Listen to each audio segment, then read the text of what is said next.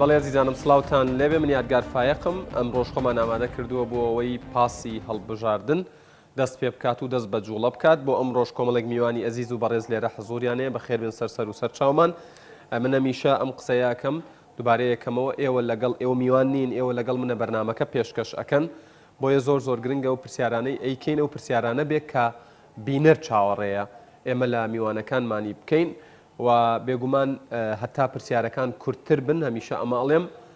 دەرفەتی پرسیارکردن زیاتر ئەبێت بۆی زۆر کات لێرە نەکوژی نەگەر ئێوە حازرن با بەرەو پاسەکە بجوڵین فەرموو.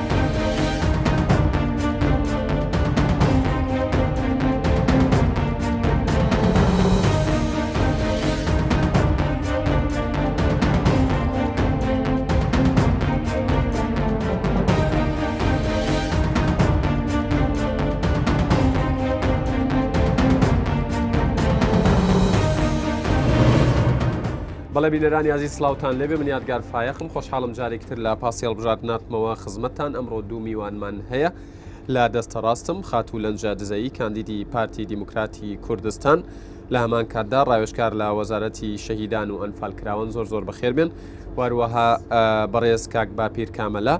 کاندیدی لیستی سەردەم و لە هەمان کاتدا سکرتێری پارتی کرێکاران و ڕەنجدەران و ئەندامی خولی چوارەمی پارلەمانی کوردستان ئێوەش بەخێر بن سەر و سەر چاومان بە خێراتنی تەواوی ئەو میوانە ئەزیزانە شەکەین ئەرکتان کێشاوە ئەمڕۆ بە پرسیارەکانتان بێگومان بەرنامەکە جوانتر و دەوڵەمەندترە بێ بەڵێ ئەزیزان بەر لەوەی پرسیارەکانمان لەگەڵ هەردوو کاندیدی بەڕێز دەست پێ بکەین با بزانین کێن لە ڕێگەی پرۆفایلەکانیانەوە فەرموو.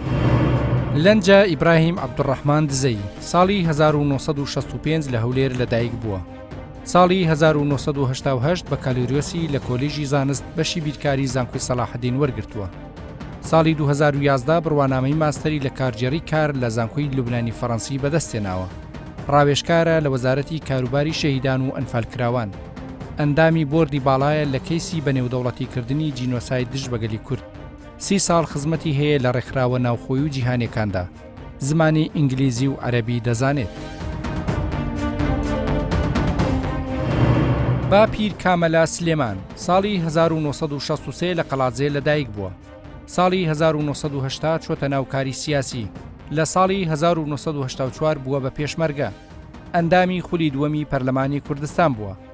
ئەندامی لیژنەی پەروەردە و خوێندنی باڵا بووە لە پەرلەمانی کوردستان. لە خولی چوارەمی پەرلەمانی کوردستان ئەندامی لێژنەی دەستپاکی و لێژنەی کاروباری پێشمەرگە بووە. خاوەن بڕوانامەی بە کالۆریۆسە لە یاسا لە زانکۆی جیهان. سکرتێری پارتی کرێکاران و ڕەنجدەرانی کوردستانە. بەڵێ ئەزیزان دووبارە سڵاوتان لێبێ ئەوەی بینیتان پرۆفایلی هەردوو کاندیدەکە بوو کە لە ڕێگەیەوە ئێوە باشتر ئەیان ناسندن جەخەنگە لە جەنابتانەوە دەست پێ بکەین. ئێوە کاندیدی پارتی دیموکراتی کوردستانە بەڵام لە هەمان کاتدا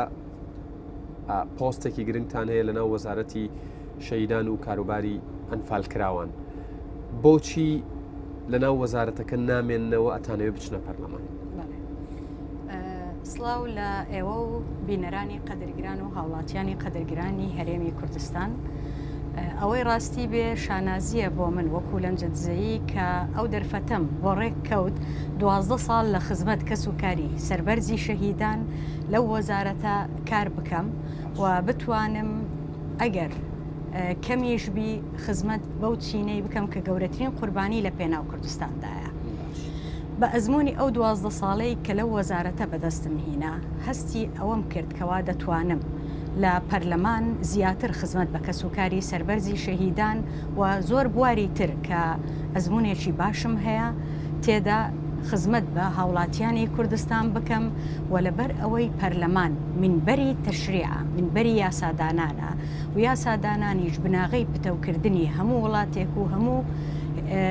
شوێنێکە. بۆیە هەستم کرد بۆ ئەو قۆناغەی دابێت لە وەکو کاندیدی پارتی دیموکراتی کوردستان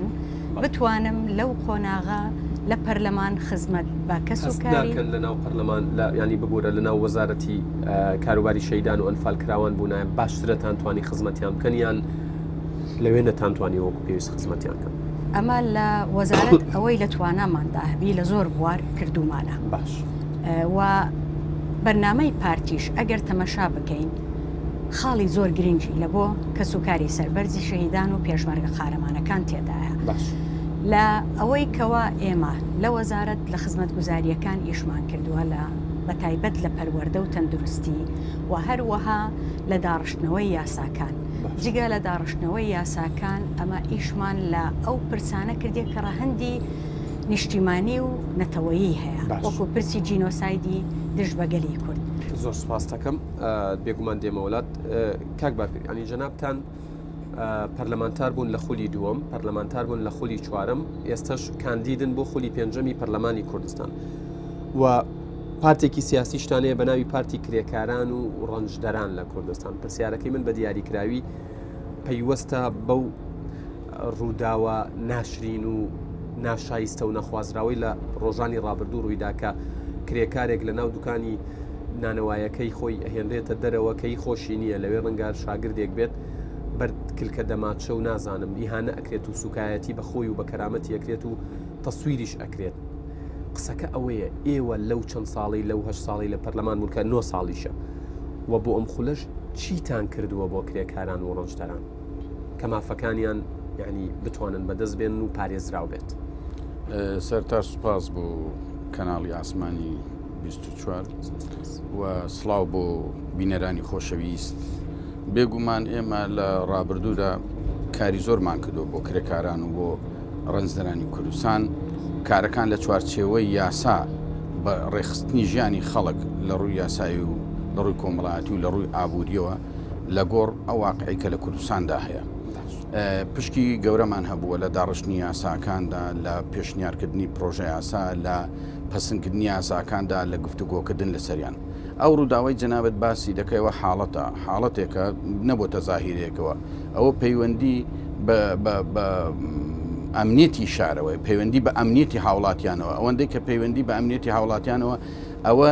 خاوەنکار نەهاتووە. ئێستا ئێمەگە یاسادا دەڕێژین لە نێوانێ تەنزیمکردنی کرێکار و خاوەنکارە بۆ داکۆچیکردن لە مافەکانی کرێکاران لە پاراستنی سەلامەتی ژیانی کرێکاران لە دابینکردنی مافەکانی کرێکاران و داکۆکردنی لە ژیانی کرێکاران و تەمینی حیاتیان بۆ بیمەی کرێکاری. بەڵام ئەوەی کە جەنابەت حاڵەتێکە پەیوەندی بە ئەمنیەتی ئەو شارەوە هەیە ئەوە بە دەستگا ئەمنیەکانی ئەو شارە بەرپرسن لە پاراستنی هەموو هاوڵاتیان. بەڵکو لە پۆست و پلەیەکی ترا بووە ئاوا ئاگەشت نەلایوی هانەی بکەم بێگومان خۆتان کرێکارێک نەکەوە هەر هاوڵاتێکی سادە دەتوانێت ئەوەی بەرەوڕوو بکرێتەوە ئەو بکرێتەوە کەواتە یەکەیەکە ئەمنیەتی هاوڵاتیان چێ بەرپرسیار لێی دەستگا ئەمنیەکانی وێ بە تایبەتی دەستگای پۆلیس لە دوو یاساکان ئەوە پەیوەندی بەوەی کە تادا لە کەسێکە لە مرۆڤ پێشەوەی کرێکار بێ مرۆڤە دەستێژی کراوەتە سەرێ دەبێت بە پێی یاسا بە سزای خۆی بکات. ئەو یاسانەی کە بەرکارن لە هەرێمی کوردستاندا و لە عێراقدا بەرکارن. ینی سەبارەت بە مافی کرێکاران ئەمە پرسێکی ئەجگار گرنگە. ئێمە بەرنامەی دیکەشمان لەسەری کردووە لە کوردستان 24 ینی بۆ نمونە یەکێ لەو پرسانی کە ئەبێ قسەی لەسەر کرێ سەلامەتی شوێنی کار و ژینگەی کارە. ینی چەندین کرێکارەیە لە هەرێمی کوردستان لەسەر بینا کەوتۆتە خوارەوە دوایەوە ئیتر تواناییشی نەماوە خاوەنکارەکە هەر لی نەپرسیوەتەوە. چەندین کرێکار هەیە بڕۆ لە شارەکانی هەرێمی کوردستان سیر بکە چەندین ڕۆژدا ئەنیشێ لە جێگەیەک بەخۆی و نازانم خاکەناز و ئەو شتانەی بۆ ئیشەکەی بەکارێنێڵە هەر ئیشم دەست نەکەوتووە 5,000 دەست نەکەوتووە. ئێوە چیتان بۆ ئەمانە کردووە؟ جەنابتان زەن قانونی عمل هەیە لە ئەو تا ئێستا ئەو یاسا چەندین جار ئێمە لەگەڵ وەزارەتی کاروباری کۆمەڵایەتیش کە پێشتریش قسەمان کردووە لەگەڵ لە خولی چوارەمی پەرلەمان لە خولی سێمی پەرلەمان لە خولی دووەمی پەرلەمان بۆ پێشکردنی یاسایەکی شایستە کە بتوانرێت داکۆچی لە مافەکانی کرێکاران کە پاراستنی سەلامەتی کرێکاران لە ئەوەی دیابینکردنی تەمینی حیاتی. بەڵام تا ئێستا ئەو تەمینە وەکو پرۆژەیەک نەبووە ئەوەش دەگەڕێتەوە بۆ ئەو واقعی کە حکوومەت یاریمی کوردستان پێدا تێدەپەڕێت لاقی ئەو واقعی کە لە کوردستاندا هەیە نەتوانراوە وەکو پێویست یاساک دەربکرێت تەمینی حیاتی کرێکار بکە نەک هەر سەلامەتیشی ئێوە کە کاندید ناتوانن بە کرێکاران بڵێن ینی بای ئەوە شتان بۆیان کردووە بتوانن پێیان بڵێن بێ زەحمەت دەنگمان پێ بدەن ئەسڵن ڕەنگار نەچن بۆ دەنگدانە و ڕۆژە ئومێد دەکەین هەموو دەنگدان مافێکی سیاسی هەر هاوڵاتێکی ئومێد دەکەین ئەو مافەی خوان ممارەسە بڵێن بەشی ئەوە ژیانی خۆش بچن دەنگ بدەن من پێ ناکرێ بڵێن هەری نەکراوەش زۆر شت کراوە جیاوازە بەڵام ئەوەی کە پێویستە لە ئاستی خواستی کرێکاراندا نەخێر بەو شێوەیە نەهاتۆتە دی بەڵام لەگەڵ ئەوەشدا ئەوە نییە ئێمە ئەوە سادمان کاتەوە لە کار و خەباتی ئێمەدا بێگومان کار و خەباتی پەرلەمانی کار و خەبات لە هەر بوارێکی تردا بە تایبەتی خەباتی چینایەتی بێگیر و گرفت نییە بێکەند و کۆپسپ نییە ئەوە نابێ سادمان کردەوە ئەو شێژی ترمان دەکا کە داکۆچی لە مافەکانمان زیاتر بکەین و لە چوارچێوەی یاسادا ڕێکی خین جەنابەت دەڵێ لە داهاتوو چ دەکرێت بێگومان ئێمە لۆبی بۆ هەر ئەوە کە چەند پەرلەمانتار بتوانێتەوەکەین لە ڕابردوودا یەکێک لەوانە بە تازەترین هەموارکردنەوەی یاسای کرێنشینیان کە لە خەڵک لە زۆربەی زۆری ئەوانە یان بە شێوێکی تر ئەوانی کە دوکان و بازاڕەکان کرێیان لەسەر و زۆربەی خاوەن مڵکەکان دەریان دەکردن بەپێی ئەو یاسایی کە پێشتر دەرچوو بوو لە 2010دا کە ڕاگیرا بوو تا 2010 جێبەجێ نەکرێت بەڵام چەند جارێکی ترش ڕاگیرا ئەوە نەکرا لەو خولەدا توانیمان هەمواریکەونەوە ئێمە پشکی سەرەکیمان هەبوو من کە چەندین کرێکی هاتن بۆ لامان شاهید خوان ڕەنگە ئێستا گوێویست بن لە ناو بازاری هەولێر وەکو پرۆژەیەک هەم بۆ سەرۆکایەتی حکوومەت هەم بۆ سەرۆکایەتی پەرلەمان و هەم لەگەڵ لیژنە خۆشبەختی هاوکار بوون لەگەڵ من و توانرا لە پەرلەمانی کوردستاندا هەرچەند لەو کاتەدا خۆشم لەوێ نەبووم هەموار کراوە لە بەرژەوەندی کرێکاراندا بوو زۆربەی لۆبیەکی گەورەمان بۆ کرد بوو لە بەرژەوەندی خەڵکی کرێکی بوو بە تایبەتی کرێکاران آخر یەشێکە لەوانە کرێچین کاسبکاران ڕەنجدەران کرێچین چ دوکان و بازاڕەکانی کە بەکریان گرتووە چ باو باڵەخانانە بەکریان کاری تێدەکەن چ ئەو خانوانەی کە تێدا دەژین بەکریان گرتووە باش سوپاس دەکەم بێگومان دێمەوە لە نجەخانیانی وەکو هاوڵاتیەک ینی هەستەکەن لە پەرلەمانی کوردستان نەک تەنها کاک باپیر ینی بەگشتی پەرلەمان توانیوێتی ینی مافی کرێکاران دابین بکات و لە ڕووی بیمەی کۆمەڵایەتی و لە ڕووی ئەو مافانەی کە هەیەە لە ڕووی ژینگەی کار و یان نیان پەرژاوەتە سەرەوە بەلای و ینی باسانەیە بچون کاک یادگار پەرلەمان یاسایی لە بۆ مافی کرێکار هەیە بەڵام وەکو بە جەنابتم گوت زۆر لە یاساکان پێویستیان بە هەموارکردنەوە هەیە یان داڕشتنەوە دەبێ زیاتر ماف دەستەبەر بکرێ و دابین بکرێ بۆ کرێکاران مافیان پارێزراوبی و لەو کاتانەی کەوا تووشی هەر شتێکی نەخوازراو دەبن هەموو هاوڵاتیان نەک تەنها چینی کرێکار دەبێ بە یاسا مافیان پارێزراوبی هەر حەزم کرد وەکو کاندیدی لیستی 183 پارتی دیموکراتی کوردستان ئاماژە بەوە بکەم کەوا پارتی دیموکراتی کوردستان خۆی بە بەرپرسیار و خاوەنی خەڵک و خاکی کوردستان دەزانی لە خۆشی و لە ناخۆشی بۆیە بۆ خولی داهاتووی خولی پێنجەمی پەرلەمانی کوردستان بەرنامەیەکی گشتگیر و زۆر پوختی دام ڕێشتەوە لە هەموو سێکتەر و بوارەکانی پەیوەست بە هەرێمی کوردستان و کرێکارانیش بەشەکن لەو بەرنمەیە کە بایەخیان پێدەدا دەبی مافی یاسای کاریش ڕێک بخرێتەوە نەک تەنها مافی کرێکار ئەمە دەبینین زۆر جار کرێکاری بیانی زۆر دێ دەبی ئەوە سنووردار بکرێت لۆ ئەوەی زیاترین خەڵکی کوردستان مستەفید بی لەو کارانەی کەوا سوودمەند بی لەو کارانەی کە لە کوردستان هەیە بۆیە چۆن نەماکرێت ئەوە دەتوانی کەوا ئەوە دانێ بەڵکو بڵین چەند پێوەرێک دانێ چۆن کرێکاری بیانی بێ لێرە ئیش بکە ئەولەویەت لە بۆ خەڵکی خۆمان بی خەڵکی کوردستان بی هەتا لەو شەریکاتە بیانیانە کە دێن کار دەکەن لێرە دەبی ڕێژەی شێر بەبەر خەڵکی کوردستان خۆی بکەوی کرایە لەبەر ئەوەی کەوا ئەو شەریکاتانە پسپۆری بیانیان پێویست بووە ڕەنگە زۆر بوار هەبووە ئێمە ئەو پسپۆریەتیانەمان نەبووە بەڵام هەتا کرێکارەکانمان لە بواری نەوت و غاز و ئەوانە ترینینگیان پێویستە دەبی ئەوانە هەموو بە یاسا و بەڕێنمایی ڕێکخینەوە هاوکاری حکوومەتی هەرێمی کوردستان بین لەوەی خزمەت بە هاوڵاتیان و گەنجی خۆمان بکەین بۆی ئەوان مافیان زیاتر بی هەر کەسێکی بیانی دەینین دەبی بە یاسایان بەڕێنمایی ڕێیان مەرجیان لەسەردا بنین کەوا خەڵکی خۆمان فێرکەن ئەگەر یەکێک چەند ساڵێک لە هەرێمی کوردستان ئیش بکات دەبی چەندین کەسی خۆمان فێرە ئەو بوارەکە بۆی ئەمەش خەڵکی شارەزا خەڵکی خۆمان زیاتر ئیسیفادە بکەن گەنجی خۆمان ببنە خاوەن پسپۆری و خاوەن توانای باش و خزمەت بە کوردستان کاندیدی پارتی دیموکراتی کوردستان هاوڵاتیان متمانەیان بە پەرلەمان لەق بووە خۆ ڕەنگە ئێوە سەختیەکی زۆر ببینن کە داوا لە هاوڵاتیان بکەن دەنگتان پێ بدەن کە ڕۆژانە تێکەڵاوی خەڵکە بن و ئەچنە لای هاوڵاتیان ئەمە چۆن چاکەکرێتەوە؟ کاگە یادگار ئێمە کە دەچین لە دەرگای هاوڵاتیان دەدەین دەستکەوتەکان و کەم کورتیەکان باز دەکەین لۆ خەڵک دەڵێن دەستکەوتەکانمان ئەوە بووە و کەم و کورتیەکانیشمان ئەوە بووە کەم و کورتیەکان کوچارە سەردەبی ئەگەر هاتوو ئێوە پاڵپشتی ئێمە بن لۆ ئەوەی بتوانین زۆرینەی کورسی بینین بتوانین بەهێز بین لەناو ئەو حکومەتەی داهاتوو تاکو بتوانین ئەمە ئەو بەرنامەیەی بۆ ئێوەماندا ڕشتیتەوە زۆر بە جوانی و بە پوختی بتوانین جێبەجێ بکەین و بیخەینە خزمەت ئێوە بۆیە زۆر گرینگە لە بەرنامەکانمان تەنهایان لە سەردانەکانمان تەنها باسی باشیەکانی بەسە بۆ گێڕانەوەی متمانە نەخێر ئەوە بەس نییە بەڵکو دەبی هاوڵاتی واقعەکەش بینتە پێشچاوی خۆی ئەو کوردستانە دەستکەوتەکانی چی بوو چێ پاراستی چێ ئیشی لۆ کرد کەم و کورتیەکانیش بینتە بەرچاوی کەم و کورتیەکان لە چ شوێنێک زۆرە لە چ شوێنێک کەمە دەستکەوتەکان لە چ شوێنێک زۆرە لە چ شوێنێک کەمە ئەوانیش دەتوانن هاوکار بن بۆ ئەوەی داواکاریەکانیان کە پێمان دەڵێن ئەمە دەبین وێنەری ئەو داواکاریانە بین کەوا لە پەرلەمان بە یاسا هەمووی ڕێکخینەوە بە یاسا هەمویان دابین بکەین و جێبەجێ بکەین. سپاس دەکەم بێگومان دێمە وڵات کاک باپیر بێمە وڵای جەنابتان ئیتر لەم یەک دوو ڕۆژە یەک ساڵتەیە پەڕێ بەسەر ئەنجامدانی ڕفراندەمی سەربەخۆی کە ینی قسەکە ئەوەیە لەم یەک ساڵە هەرێمی کوردستان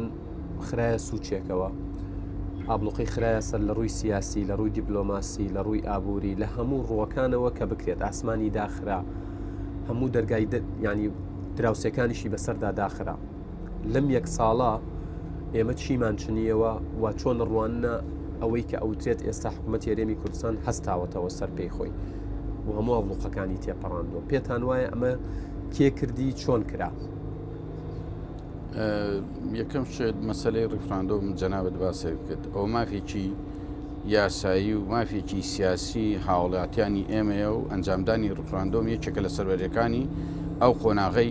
خەباتی بزوتنەوەی سیاسی لە کوردستاندا من بەش بە حاڵ خۆم تێدا بەشدار بووم شانازیشی پێوە دەکەم بەڵام ئایا چمان چنیەوە یەکێک لەوانەیە چنیمانەوە کە تاپۆکردنی شوێن بڵین ناوچەکانی دەرەوەی هەرێمی کوردستان ناوچە کوردستانەکانی دەرەوەی هەرێمی کوردستان بوو کە پێشتر گومان لەوە دەکرا زۆرینەی دەنجیدا کە بەڵێ دەگەڕێتەوە سەر هەرێمی کوردستان و لەگەڵ هەرێمی کوردستان دەبێت ئەوە بەڵگەیەکی دروستی دەیسەلمێنێ بۆ هەموو نەتەوەی گرتوەکان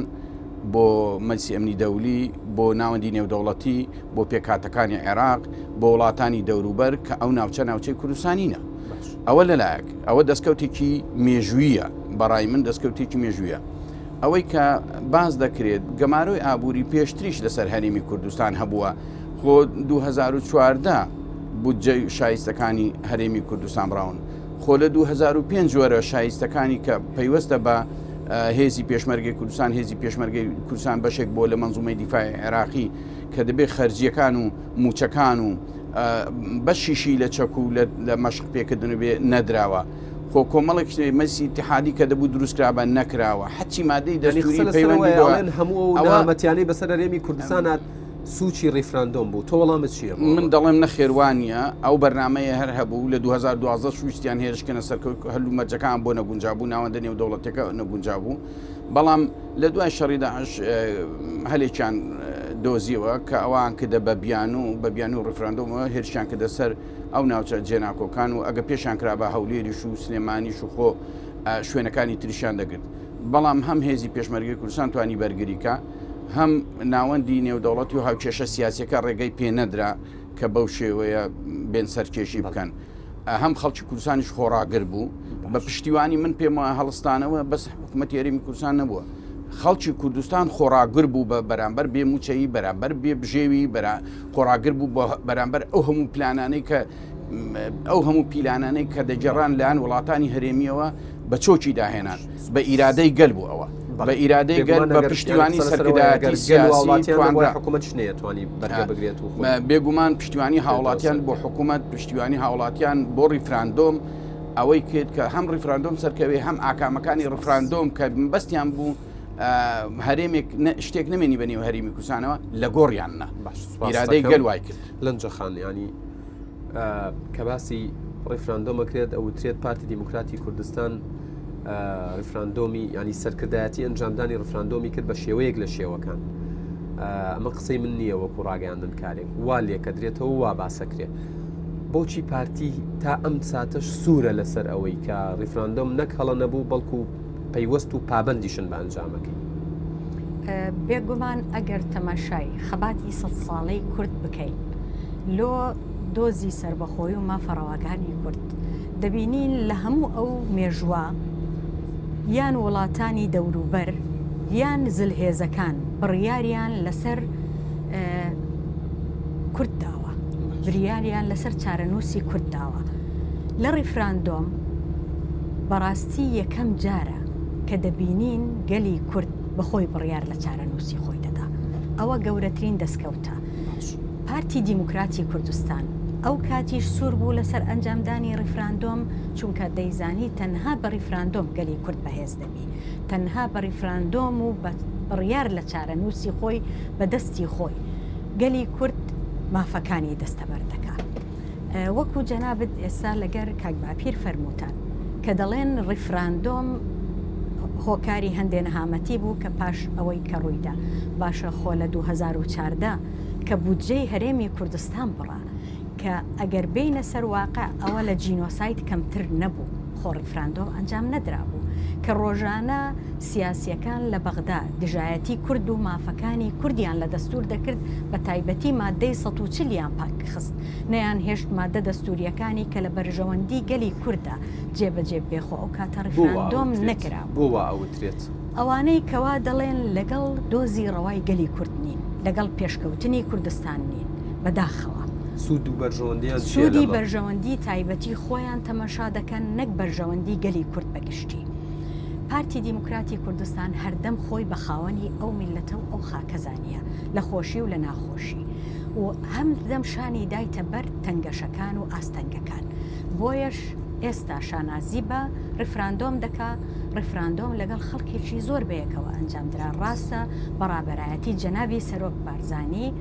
ئەم کارە ئەنجامدرا بەڵام خەڵکی دڵسۆزی لایەنەکانی تریش لەگەڵ بوون کە ئەنجامیدا بەڵام خەڵکێکیش هەبوو بە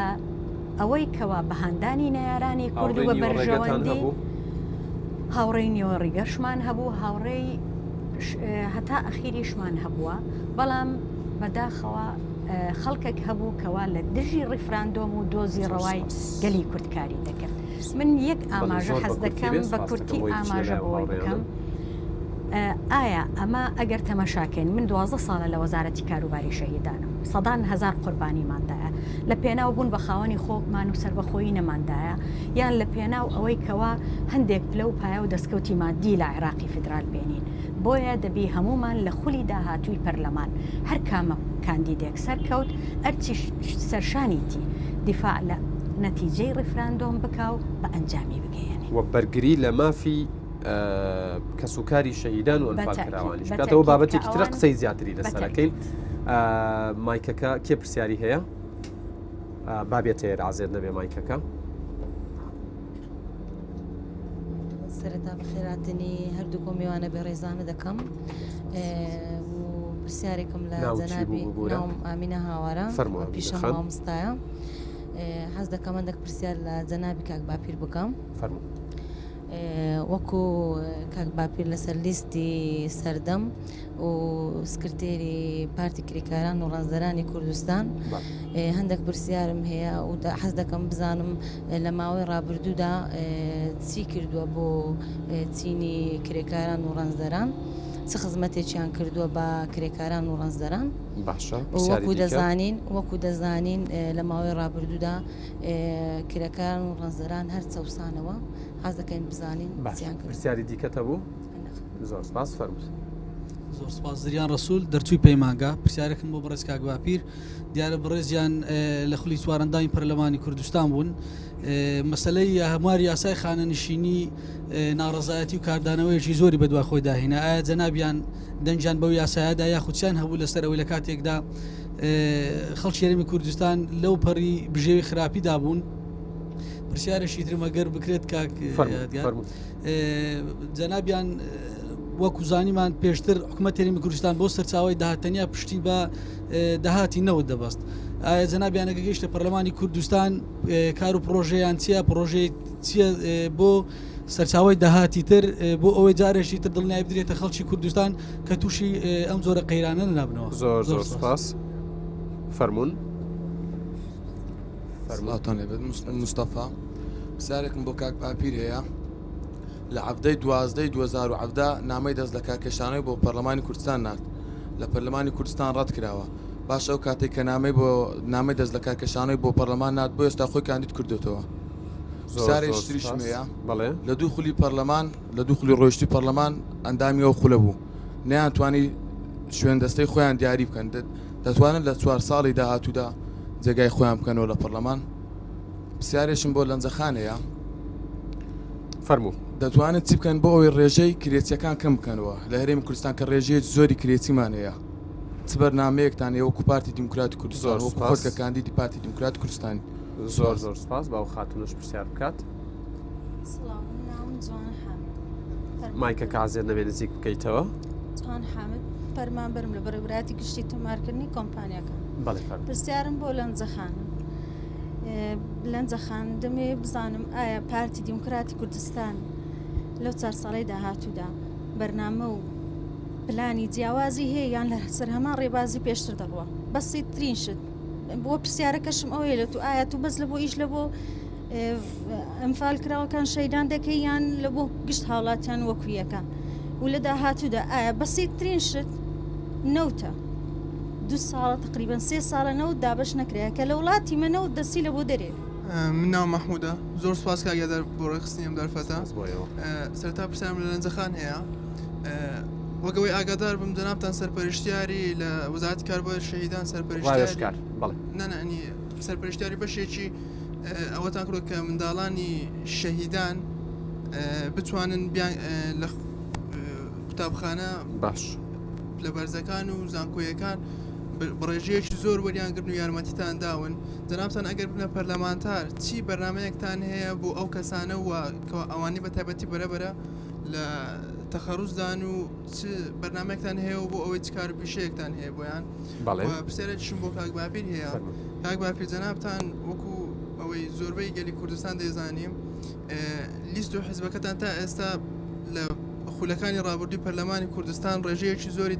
دەنگدەرانی بەدەست نهێناوە بەڕای جەنابتان چ هۆکارێک هەیە بۆ ئەوەی نەتانتوانیوە تا ئێستا ڕێژەیەکی زۆر بتوان متمانەی دەنگدەرانی هەرێمی کوردستان بەدەست بێنن. زۆر سپاس فەرموو با بچێتەوە و پرسیارانە شوەرگرین. من ناوم بێوارە سەرەتا زۆر سپاسان دەکەم بۆ میوانداریە پرسیارێکم لە کاک باپیر هەیە بە شێوەیەکی گشتی سوالەکە بە تایبەت لە جەنابەت دەکەم ئێوە وەکو ئەو پارتە سیاسیانەیە کە بچووکن کە دەنگدەرێکی کەمتان هەیە پێتان وانە تەنها بەڵایەکن بەسەر حکوومەتەوە چونکە ئێوە کە پارتە بچووکەکان لە بە شێوەیەکن تەنها و تەنها ماگانە بڕەپارەیەک دەخۆن کە مەسەل پارەیەکیان بۆ دەچێت بۆ نمونونەکە هەر پارتێکیش مەسەلەن پارتەکەی جەنابی مەسەلەن تایبەت کراوە بە کرێکانان ڕاستە کە لەبەرەوەی دەنگدەرێکی کەمیان هەیە و کورسێکی کەمیان هەیە ناتوان کە کرێکاران چینێکی کەمیشن لەو کۆمەلگا ناتوانن کارێکی وایان بۆ بکەن و هەروەها بنسبەت ئەوەی کە خۆراگەری گەلی کوردستان ڕاستە پشکی شێری بەبەردەکەی لەو قەیرانانی کە بەسەردا تێپەڕین بەڵام خۆراگری ناوەکەی لە خۆی دێ کە تاسەر نییە کە کاتێک هات کە ویستی ڕۆلی حکوومەت لەوەی کەم کاتەوە ڕۆلی جنابی سەرۆکی حکوومەت کەم کاتەوە کە توانی هەموو بەسەر ئەو کۆسپانی دوای ڕیفراندۆم بکەوێت ئەوە خۆڕاگری خۆی وشەکە لەگەڵ خۆیەتی کە تا کاتێکی دیاری کراوە کە لەو کاتە ئەو حکوومەت بتوانی ئەو خۆڕاگری. زۆر سوپاس فەرموون. من ئارام فەرهادم پرسیارێکم بۆ کاک باپیر ڕۆژەی لیستی سەردەم چییە؟ ئەنی دەم هەیە بۆمان ڕوون کاتەوە پرسیارێکی بۆ لەنجەخان تا ئێستا کە دەڵێ ئیشمان بۆ شەهیدان کردووە ئیشی چتان بۆ کردوون ئەنی ئەگەر ئیشتان کردو بۆ خەڵک هەموو گلەیی هەیە بۆ کەسوکاری شەهیدان هەموو گلەیان هەیە ڕۆژدا ئێوارە زۆربەی ڕۆژ خۆ پیشاندان دەکرێت باشە چی کراوە؟ زۆر سوپاس. دو پرسیار وەرەگرین. ئەگەر زۆر سوپاس. من ساکار تەحسینم. پرسیارێکم لە کاک باپیری هەیە. پرسیارەکەشم ئەوەیە ئێمە وەکو حزبی پارتی کرێکانی ڕێزدەرانی کوردستان زۆر جار ئەوەی لە خولی ڕابردوو ئەندام پەرلەمان بوونە بەڵام لە حکومەت بەشدار نەبوونە ئەو کارەکەشی ئەوەیە کە لەلایەن دوو پارتە دەسەڵاتدارێکەوە بەشداریتان پێ نەکرا. بەڵێ پرسیارەکەت بەڵێ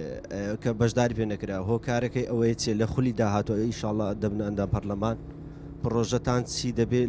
لە ئەوەی بەشدار بن لە حکوومەتی داهاتوە. پرسیارەکە دووبارەیە و پرسیارت لێکرا بوو پێشتریش ئەو خاتونە پرسیاری هەیە؟ من ناس پرسیارەکەم لە کاک باپیریە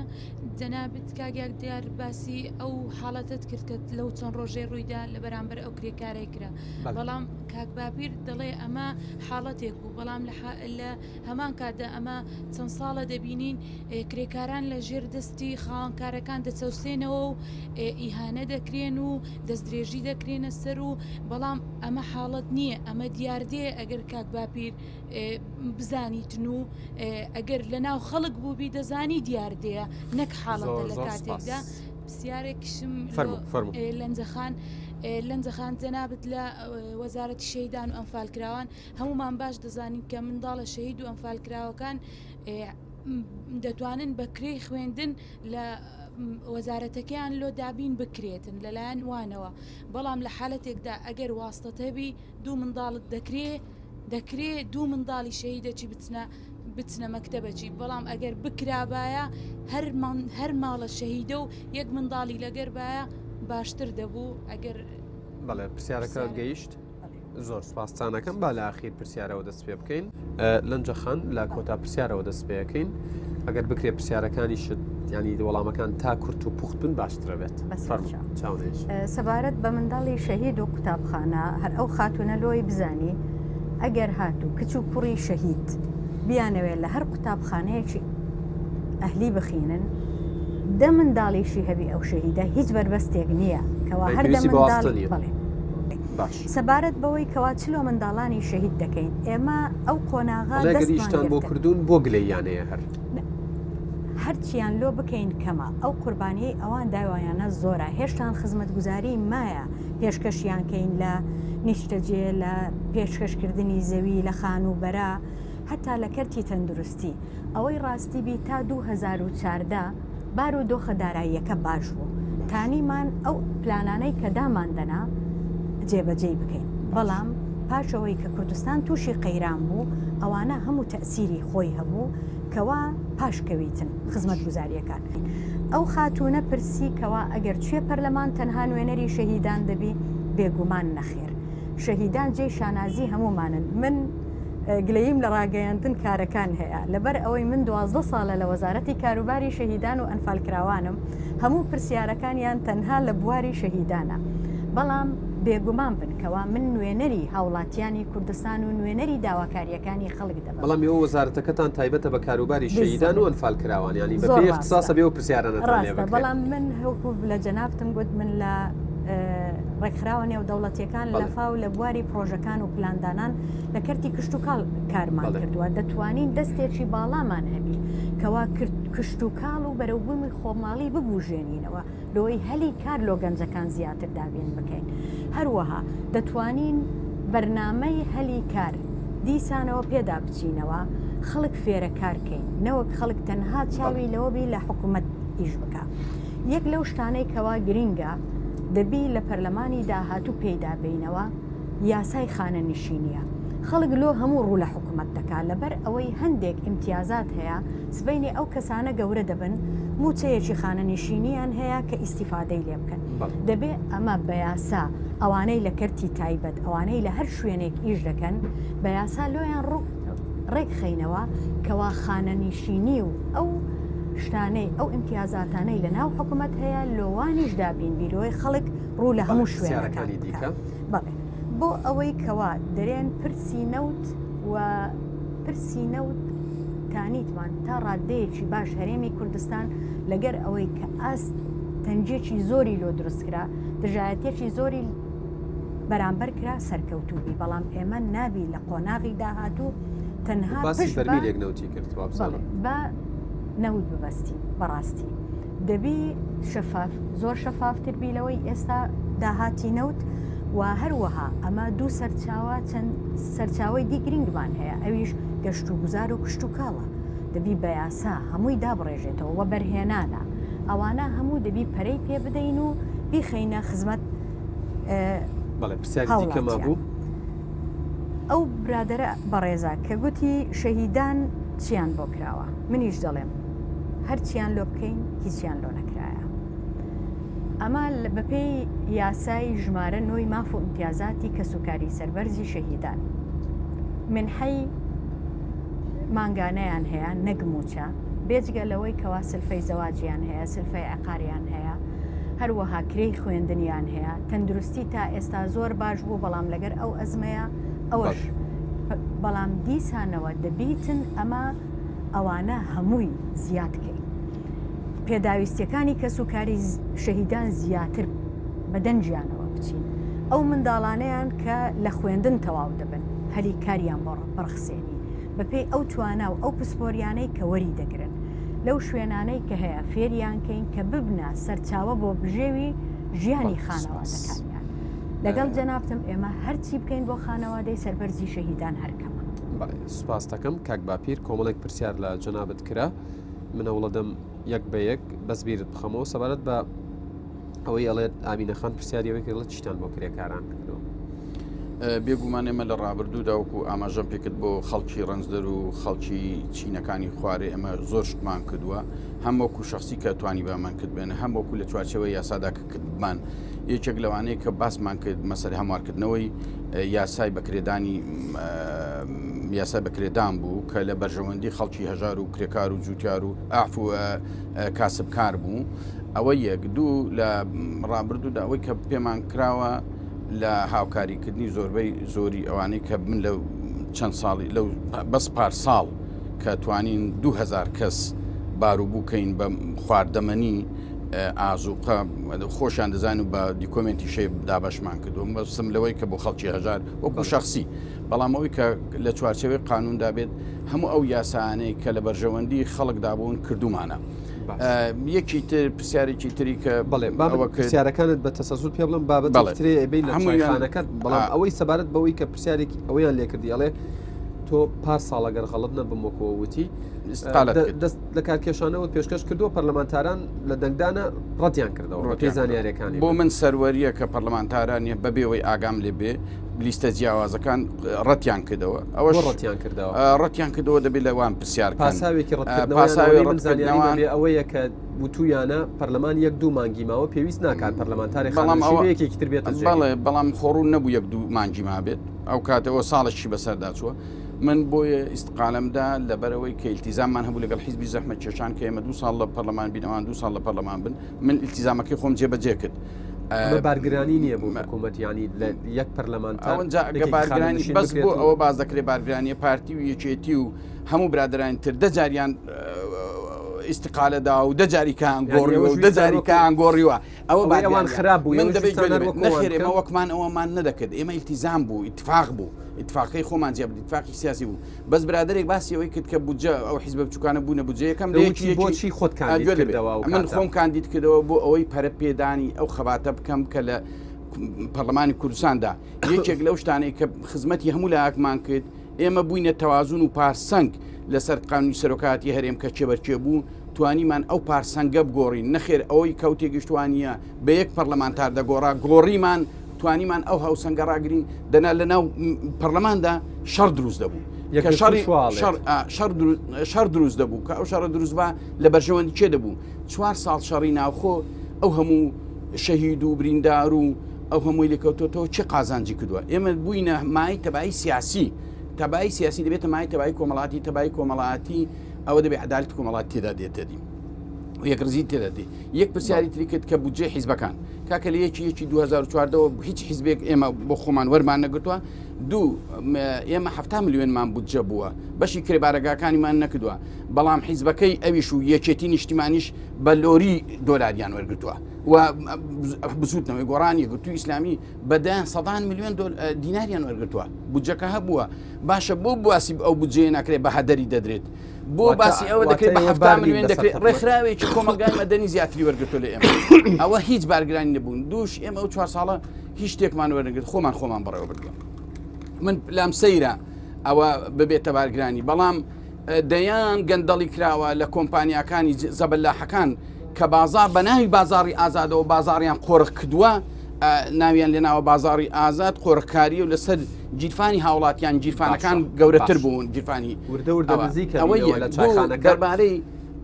بە من پرسیارەکان هەموو وەڵام هەمووی نووسیوە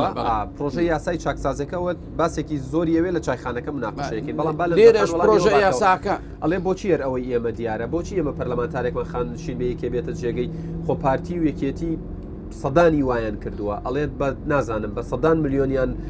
پارێ خواردووە یعنی وەریان گرتووە بە ناوی بودجەوە وەریان گرتووە بە ناوی بودجەوە لە هەموو وەختێک 30 میلیۆن دلار بودجێ هەردوو بۆ خۆشیان دەڵێن عومەری سید عەلی کە وەری گرتووە کات خۆی یەکێتی نیشتیمان دەڵێ پێکەوە وەرمان گرتووە 35 میلیۆن من نیمەوە من لەگەڵ ئەو ڕێیەمە هەر پارتێکی سیاسی بەپێی ئەو قوارەی کەوا هەیەی حەقی خۆیتی بودجەی هەبی و خزمەت بە خەڵکی کوردستان بکە جاگچکەبی گەورەبی یان هەن شتێکبی من لەگەڵ ئەو ڕێیەمە کەوا دەبی بودجەی خۆیان هەبی بۆ ئەوەی کەوا ئەو هەدەفەی کەوا هەیتیان بەجێ بگەێنن بەڵام بەداخەوە خەڵکەکە وای لێ هاتیە تەنها لایەنە نەرێنیەکان زیاتر بەدەردەخە ئێمە دەبی لە هەموو لایەک هەوڵ بدەین کەوا لایەنە باشەکانی هەموو لایەک بەدەر بخین ئەگەر لە حکوومەت یاریمی کوردستان بودجە وەرنەگرین دەبێت لە وڵاتانی هەرێمی وەرگین ببینە پیاویان ئەمن دەبی ئەوانە هەمویان حەقی خۆیان کەوا لە ئەو هەرێمە بەپێی ئەو بەرنامەی کەوا هەیتیان خزمەت بەو هەرێمە بکەن بەشی خۆیان هەبی بەڵام بەپێی ئەو قوارەی کەوا هەیەە بەڵام ئەوەی کە باز لە کەس ناڵێ گەندەڵی نییە کەس ناڵێ کەم و کورتی نییە لە هەموو حزبێک لە هەموو ئاستێک لە هەموو شوێنێک بەڵام بە ڕێژەیە ئێمە دەبی پێش ئەوەی کە شتە نەرێنیەکان زەقکەینەوە باشتە جوانەکان زەقکەینەوە باسی شتە نێرێنیەکان بکەین و چارەسەریان لۆ دەبی ئەمە هەوڵی ئەوە بدەین کەوا لایەنەکان لێک نزیک بنەوە هەوڵی یەکڕێزی ناو ماڵی کورد بدەین بەڕاستی ئەو قۆناغی دێلۆ پەرلەمان گەلێک گرینگە هەر یەکێکمان کە کاندیدین و تەموحی دەرچوونمان هەیە بەو ڕۆحیەتە کار بکەین کەوا هەموو لایەنەکان بێکەوە لە بۆ کاتتان تەواو بووە بۆەوەی بچینە لای لۆ بەرژەوەندی کوردستان کار سپاسانەکەم تروسکە من دێمە لای تۆ بزانم لە تۆڕە کۆمەڵایەتەکان چیە گوزارێت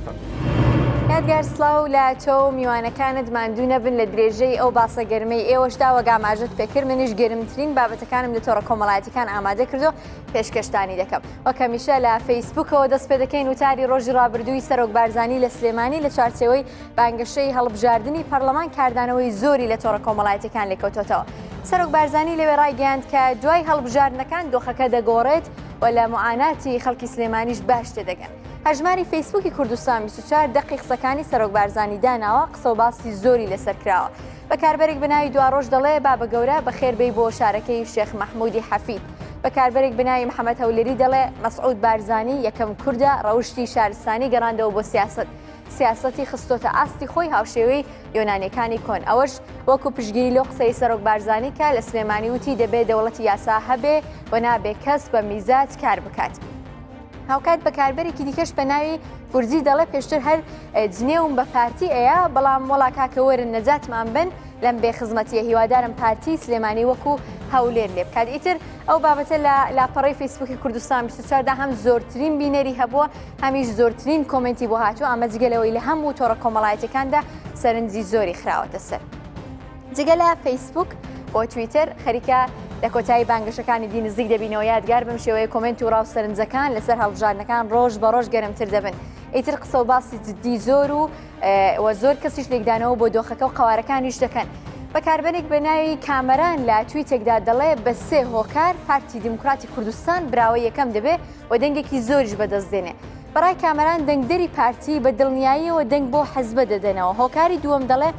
ڕکابەرەکانی پارتی لاوازن و سەرقاڵی کێشە نێوخۆیەکانن و بۆ هۆکاری سێمیش سەرکەوتنی پارتی لە دیسکۆرسی سربەخۆیی کوردستان دەزانێت کە بەڕای ئەو ئێستاش لە نێو خەڵکدا خواستی زۆری لەسرە و پارتی خاوەندارێتی دەکات.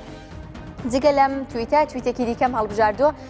لەسەر بەردەوامی بەڵێنەکان و کاردانەوەی هاوڵاتیان بۆ بەڵێنی کاندیدەکان. خانمێک بە ناوی سانا لە هەژماری خۆی لە تویتەردا پەنجەی لەسەر خاڵێکی زۆر گرنگداناوە یادگار ئەو لە تویتەکەیدا دەڵێ پێویست ناکات کاندیدەکان بەڵێنی ئەوە بدەن کە هەموو موچە یان بەشێک لە موچەکانیان بە ئەموو ئەو بدەن. سانا موچەکە بە مافی پەرلەمانتاران دەزانێەوە دەڵێ ئەرکی خۆتان بە باشی بەڕێوە ببن دواتر بەشێک لە موچەکەتان بۆ کاری خێرخوازی تەرخام بکەن. جگە لەمانە لەم ماوەیەدا بۆ بڵێن بانگەشەی هەڵبژاردنەکاندا کاندید و قەوارە سیاسەکان پێشلکاری زۆریان کردو بۆ یوتیوبیش دەمەوێت باس لە خاڵێکی گرنگ بکەم ئەو کاندید و لایەنانە بەگشتی ناوشاریان قەرەباڵغ و پیس کردووە وێنەیان لە شوێنی نەگونجاوە مەترسیدار داناوە زۆر کاری دیکەش ڤیدیۆیەک بۆ هاشتەگی کوردستان دەنگ دەدای کوردستان 24 نێردراوە کە دەری دەخات کە هەندێک لە لایەنە سیاسەکان تەنانەت ڕوخم بە ژینگەی دەرەوەی شارەکانیش ناکەن. لەو ڤیددیۆیەدا ئۆتۆمبیلێکی گەورە کە بانگەشە بۆ لایەنێک دەکات لە جادەی دەرەوەی شار خەریکە وێنە و کاغەزی بانگەشە فڕێ دەدا ئەمە جگەلەوەی کە کەس نایبینێت هاوکات ژینگەش پیس دەکات. بەهەرحاڵ ئەوە پێشلکاریەکی دیکەی هەم بەرامبەر بە خەڵک و هەمیش بەرامبەر بە ژینگەی کوردستان بۆ یەک زۆری کاردانەوە لێکەوتۆتەوە. بە شێوەیەکی گشتیەوە گەرمترین بابەتەکان بوون بۆ بڕگەی سوسیال میدیای پرۆگرامی پاسی هەڵبژاردن بینەرانی کوردستان 24 دەتوانن بۆ هاشتەگی کوردستان دەنگ دەدات بەشداری ئەو بڕگەیە بن بێگومان دەتانبینینەوە ڕاوسەرنجەکانتان دەبینین و بەشدارتان دەکەین لە بەرنامەکەماندا. دەگەڕێمەوە لای تۆ میوانەکان دیاتکەن. بەڵێ زۆر سپاس تروسکە سپاس بۆ ئەو زانیاریانە سپاس بۆ بابەتانی لە تۆڕە کۆمەڵایەتەکان ئامادەت کردبوون ئێمەش گفتوگۆکەمان بەردەوامەکەین وردە لە چایخانەکە نزیکە بینەوە چایەکە خۆینەوە و ئەو پرسیارانەشی کە وەڵام نەدرابوونەوە بە تایبەت 3 پرسیاری دیاریکراو لە کاکباتی کرابوو لەوێ گفتوگۆی زیاتری لەسەرەکە.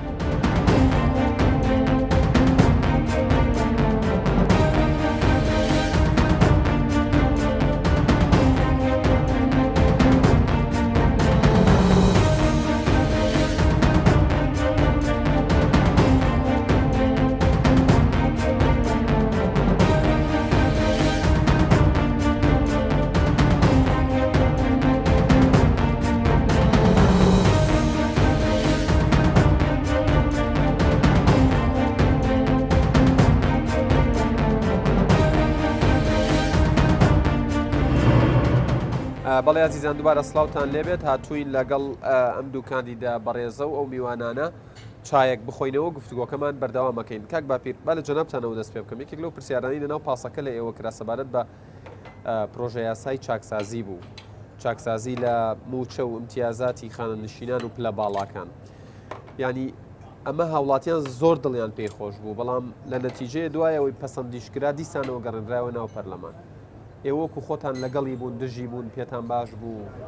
تێبینیتان لەسەری هەبوو چۆن بوو من بەش بە حاڵی خۆم لەگەڵ هەموو پرۆژەیەکم کە چاکسازی تێدا بێ و عەدالەتی کۆمەڵایەتی تێدا بێتە دی بەڵام ئەوەی کە من سەرنجم لەسەر بوو ئەوە قانونێکی عام بوو بە پێی قەواعیدی قانونی ئەساسی قانونی دەبێت قانونی خاص قەیدی عام دەکات ئەوانە هەموو بە قانونی خاص دەرچوو بوون قانونێکی عاممان بۆ دەرکردبوو لە ڕووی مەبادی قانونیەوە پێم هەڵە بوو یەکەم دووەم باسی خاننشین تەفاوتێکی تەبەقی دروست دەبوو خاننشینی پەرلەمانی بە شێوەیەکی زۆر چەندین قاتی خاننشینێکی ئاسایی بوو ئەوەش یەکێک بوو لەوە کار دوو کە بنەمای خاننشینی بڵێن خوارێ بێ ئەوە بەبێ پێوەرێک بیکەین لە 300 بیکەینە 400 و لە 400 بکەین ئەوەشم پێ ڕاست نەبوو بۆ دەبێ ئێمە بین شتێکی تر بکەین یان دراوی عێراقی گۆڕاوە لە پارەی سویسرەوە بۆتە پارەی برێمەر ئەوە بیپێوین ئەو کات بەچەند بۆ بە دۆلار و یان پشت بەوە بەستین یان پشت بە دەوڵاتانی دەوروبەر ببەستین کە خانەنشین چەندە بۆی ژێوی ژیانی خەڵک ئەو ببێتە پێوەەر لەلایەکی تریش دەتوانین پێوەرێکی تردانین بە مەبادی عەدالە ئەو سێ لەسەر ئەو بنەمایە بین موچەی خەڵک زیادکەین یاخود کەمکەین یاخود هەر شتێکەکەین بەڵام ئەوەی من بەدیم کرد لە یاسەکان بۆیە من بۆ خۆم دەنگم بۆ نەدا مناقشم لەسەر کرد یەکێکیش لەو شتانەی کە دژی بووم لە یاساکەدا بوو کە ئەو هاوڵاتیانەی کە لە دەروی عێراقدا دەنیشن لە دەروی هەرێمی کوردستاندا دەنیشن یان لە دەروی عێراقدا دەنیشن موچەکانیان ببڕێ من پێما ئەوەش شتێکی ناگونجاوە چونکە هاوڵاتیەک 30 ساڵ خزمەتی کردووە 35 ساڵ خزمەتی کردووە 20 ساڵ خزمەتی کردووە مافێکی شخصی بەدەستێناوە کە خانەنشینی و پارەی لی گەڕاوەتەوە بۆ خانەنشینیەکەی ئەتۆ بە چه حەقێک دەی بە عمومیت ئەوە دەکەی ئیستیسنای تێدا نەبوو بۆی ئەوە شێک لە ئەو چوار خاڵە سەرەکیە بوو من دەنگم بە پرۆژەکەدا نەدا لەگەڵی پێت باش بوو کە پرۆژەکە لە پەرلەمان تێنەپەڕی بەڵێ پێم باش بوو تێنەپەڕە پێم باش بوو چاتر لە سەریال وەستەیکەن چاتر خاڵەکانی تاوتوێکەین وەختی دەویست هەر پرۆژەیەک هەرچین و توێژێک پرۆژەیەکی تایبەت بەخۆ قانونێکی خاصی هەیە دەبێت پێی قانون خاصەکە هەموار بکرێتەوە نەک بەو قانون عامە لەسەر ئەو بنەمایە من تاکە ئەندام پەرلەمان بووم دەنگم پێنەدا و خۆشتان دەبیت لە گرتە ڤیدۆیەکەشدا هەمانە و لامانە پێشما بوو عەدالەتی تێدا لە دایک نابێ نەعەدالەتی دەبوو تەفاوتی تەبەقی و جیاکاری تەبەقی دەبوو من بە خۆمە دەمان و دروشمیشمان ئەوەیە کە نەهێشتنی جیاکاری تەبەقیە و باوەڕشمان بە خەباتی جینایەتیە باش چاکەت بخۆرەوە دێمەوە لا دێستە بۆ پرسیاری دیکە لەم جەخان ینی ئێوە ڕێیتان چی بوو لەسەر پرۆژە یاسای چاکسازی وڵاتیان زۆر دڵیان پێخۆش بوو پیان وا بوو هەندێک لە مافەکانیان بۆ گێڕێتەوە ببوورنەوەی شایستە نییە ئەوەی بن دیوارە ئەوەی بەنایاسایی موچە وەرەگرێ موچەکەی ئەبرێت و ئەگەڕێتەوە بۆ خەزێنەی دەوڵەت و ئەوەی پێوترێ داهاتی گشتی ئێوە وەکو پارتی ڕئیتان لەسەرمە چی بوو؟ ئێمە وەکو پارتی دیموکراتی کوردستان تاکە حەزب بووین کەوا بەرگری تەواومان لە پرۆژەی چاکسازی کرد لەناو پەرلەمان خولی چارەمی پەرلەمانی کوردستان ئەوەی ڕاستیبی ئەو بەرناماگە بڕگەڕێنەوە سەر بنەمای داڕشتنەوەی ئەو بەرنامە لەناو حکوومەتی هەرێمی کوردستان هەموو لایەنەکان کە لەناو حکوومەت بوون واژویان لەسەر کرد ڕەزامەندیان لەسەردا بەڵام کە گەیشتە پەرلەمان دیتمان لەبەر ململانەی سیاسی و لەبەر هەندێک بەرژەوەندی تایبەت نەیان هێشت ئەو زۆر باش بوو کە تێنەپەڕی و من خۆشم دەنگم پێنەیەوە ئێمە وەکو پارتی دیموکراتی کوردستان لەگەڵ ئەو باوەڕەنین چونکە دائیمەن بەرژەوەندی گشتی لەبەر چاوی خەڵک و لەبەر بەڕاستی کە دائیمەن دەبی لە ئەولەویاتی هەموو حزبێک بی کە ئیشی بۆ دەکات بەڵام هەر پارتی لەبەر بەرژەوەندی گشتی ڕازی نەبوو کە بێتەوە ناو پەرلەمان هەمووی ڕازی بوون کەەوە ئەو بەرنامە تێبپەڕێ بەڵام لایەنەکانی دی لەگەر ئەوەی نەبوون کە ئەو بەرنامە تێبپەڕێ بەداخەوە دووبارە تەکیدی دەکەمەوە ململانەی حزبی تەسیری زۆر بوو بەرژەوەندی تایبەت تەسیری زۆر بوو ئەم پەرلەمانە کە ململانی حزبی بەڕێوەیە با چۆن نەتوانێت نوێنەرایەتی خەڵک بکات کەوا بوو ئێستا ئەمە دەبی هەوڵ بدەین پەرلەمانێک بی کە دووربی لە ململانەی حزبی تەمەشای بەرژەوەندی گشتی بکانێک بەرژەوەندی تایبەت بەرژەوەندی گشتی لە سەرەوەی هەموو شتەکان بێ لەسەرەوەی هەموو ئەولەویاتەکان بێ کاتی بانگەشەیە ناوی خۆت ژمارەی خۆت و ژمارەی لیستەکەت و بۆ دەنگت پێ بدەم من ناوم لەنجە دزەیی کاندیدی ژمارە 26 لەسەر لیستی 183 پارتی دیموکراتی کوردستان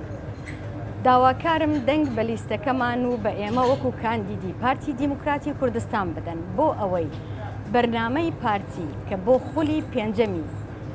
پەرلەمانی کوردستان دای ڕشتۆتەوە لە پێناو پاراستن و لە پێناو ئاوەدانی و خزمەتگوزاری لە پێناو ئاسایشی زیاتر و پێکەوە ژیانی زیاتر بۆ هاوڵاتیانی هەرێمی کوردستان بە تەواوی لە ناو بەرنامەکە جێبەجێ بکەیت کاک باپیر ناوی خۆت ژمارەی خۆت و ژمارەی لیستەکەت و بۆ دەنگت پێ بدەم من باپیر کامەلە ژمارە 2 لە لیستی سەردەم لیستی هەڵگری دروشمی دادپەروەری و خۆشگوزەرانی داوا لە خەڵکی کوردستان دەکەم متمانەمان پێدەن بۆ ئەوەی کە لە ڕابردوو چۆن توانیمانە خزمەت بکەین ئەوە بەردەوامی لە خزمەتەکانمان و بە تایبەتیش لە هەموارکردنەوەی یاسا جۆرا و جۆرەکان یاسای هەموارکردنەوە یاسای وەبەرهێنان و بە پیشسازکردنی بەروبوومە خوشکاڵەکان بۆ ڕەخساندنی هەلیکات و بۆ ئەوەی کوردستان تەنها پشت بە کەرتی نەوت نەبەستێت پشت بە کەرتەکانی تریش ببەستێت بە تایبەتی کەرتی پشتکاڵ چونکە 92 ڕووی هەیە ڕوویەکی اقتصادی هەیە ڕوویەکی سیاسی ئەوەندە سیاسی ئەوەندە اقتصادی نییە بۆ اقتصاد پێویستمان بکرد زیندوکردنەوەی کرد پشتکاڵە و لە هەمان کاتیشدا هەموارکردنەوەی ئەو یاسانەی کە چەند ساڵە بەسەر چوون لەگۆڕ ئەو واقعانی ئەو پێشکەوتنی کۆمەڵایەتین بۆی زارێکی تر پێیاندا بچینەوە بتوانین خزمەتەکانمان بگەینە جێ. سپاسی هەردوو کاندیدەکەم هیوادارم ئەو قسانەی کردوتانە بتوانن قەناعەت بە دەنگدەرەکانتان بکەن کە دەنگتان پێ بدەن. سپاسی ئەو هاوڕێیانە شەکەم. بەڵێ بینەرانی ئەزیز لێرە پاسی هەڵبژاردن کۆتایی دێت تا بەرنامەیەکی دیکەیەوە کوردستان لە ئەمانەتی خوادا بن خواتان.